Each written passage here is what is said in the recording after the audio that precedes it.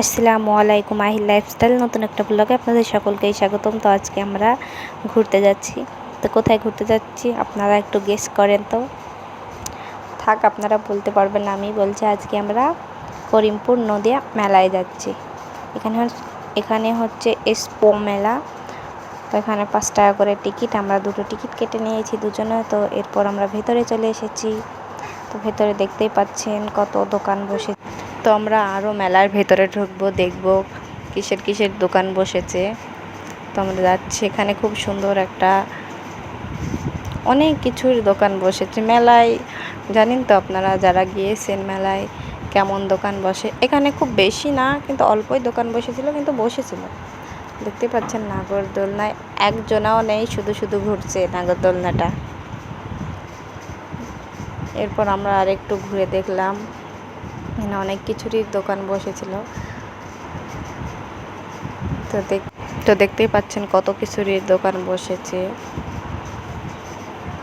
এখানে ট্রেন যাচ্ছে, দেখতেই পাচ্ছেন। একজনে বসেছিল, তাই যাচ্ছিল। এখানে তেমন কোনো লোক নেই, খুব হালকা পাতলাই লোক এখানে কয়েকটা। দেখতেই পাচ্ছেন ট্রেনটা আবারও আসছে। তো একজনাই বসেছিল ট্রেনটা, আর কেউ ছিল না ট্রেনে।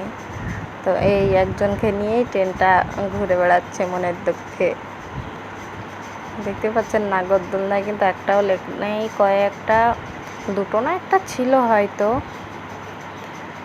আর সব কয়েকটা মানুষ, সেরকম আশেপাশে মানুষই নেই, খুব ফাঁকা মেলাটায় তেমন কোনো লোকজন নেই। তো এটা কি ঘুরছে, এটার আমি নাম জানি না। তো এটাতেও দুজন বসেছিল, মাত্র দুজন।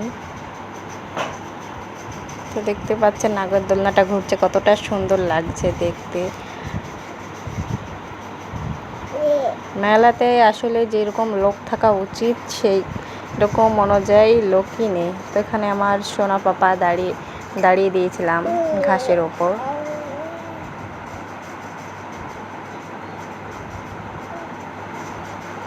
তোমরা সব যদি মেলাতে আসতে চাও তাহলে আসবে। এটা করিমপুর নদিয়া মেলাটা, একদম নতুন বাস স্ট্যান্ডের কাছে মেলাটা।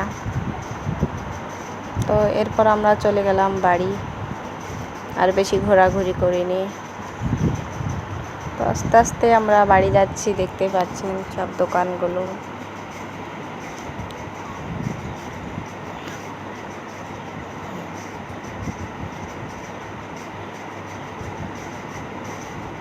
আমার ভিডিওটা ভালো লাগলে লাইক করবেন, সাবস্ক্রাইব করবেন আমার চ্যানেলটা, আর আমার পাশে থাকবেন।